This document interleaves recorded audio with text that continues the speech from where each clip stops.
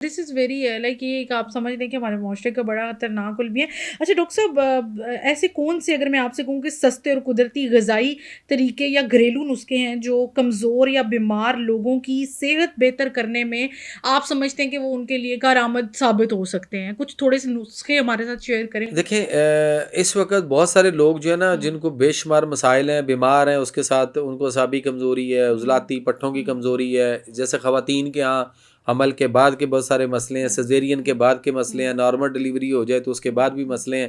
وہ مہینہ مہینہ بیچاری اٹھ ہی نہیں سکتی، کام ہی نہیں کر سکتی.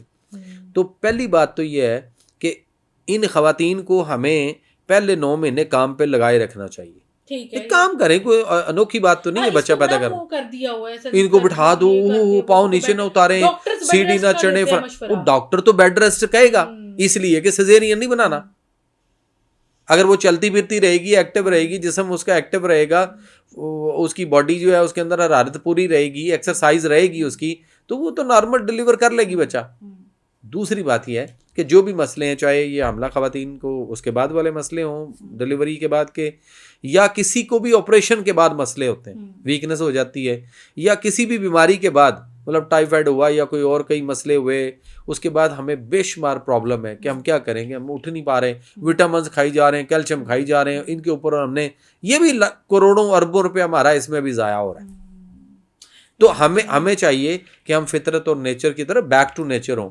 1 پاؤ کھجوریں لے لیں، اس میں سے گٹھلیاں نکال دیں، اس کا وزن کر لیں 1 پاؤ، اور اس کے بعد آپ ثابت چھلکے والے بادام لے کر آئیں، اس کو خود توڑ کے، تھوڑی سی محنت کریں، خود توڑ کے اس میں سے فریش گری نکالیں. اور فریش گریاں ہی کارآمد ہیں. یہ جو بازار سے نکلی ہوئی گریاں ملتی ہیں یہ ساری فنگس والی اور ڈرائی ہو چکی ہوتی ہے اور پرانی، اور اس کے اندر کچھ نہیں ہوتا، صرف نام کے بادام ہے وہ. تو تازہ بادام ثابت لا کے اس میں سے توڑ کے فریش گری نکال کے ان گریوں کا وزن کریں 1 پاؤ. تو اب آپ کے پاس کیا تھا؟ کھجوریں 1 پاؤ، بادام کی گریاں 1 پاؤ. دونوں کو تھوڑا تھوڑا چٹو بٹے میں ڈالیں اور ہاتھ سے کوٹ کے ان کو یک جان کرتے رہیں، تھوڑا ڈالتے رہیں، کوٹتے رہیں.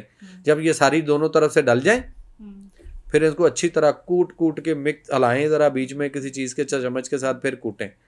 یعنی ان کو دونوں چیزوں کو اچھی طرح یک جان کر دیں. نہ آپ کو بادام کی گریوں کی سمجھ آنا ہے، کھجوروں کی سمجھ آئے، پورا ایک حلوہ سا ٹائپ وہ اس کے اندر کوٹ کے یک جان.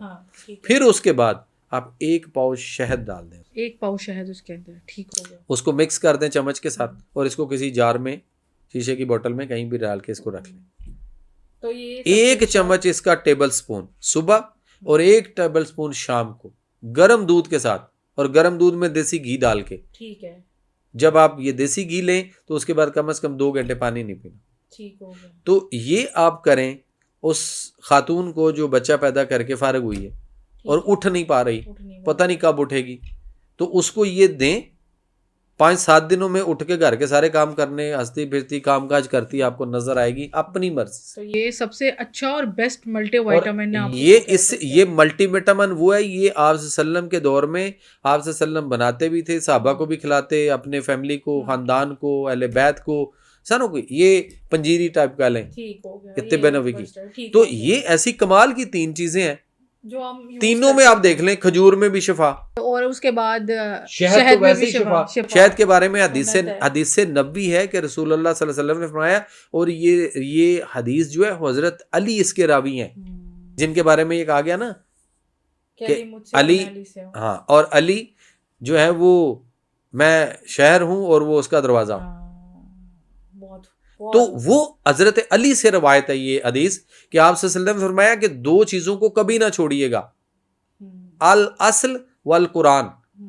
اصل کہتے ہیں اصل کہتے ہیں عربی میں شہد کو، والقرآن اور قرآن، یعنی ان 2 چیزوں میں شفا ہے.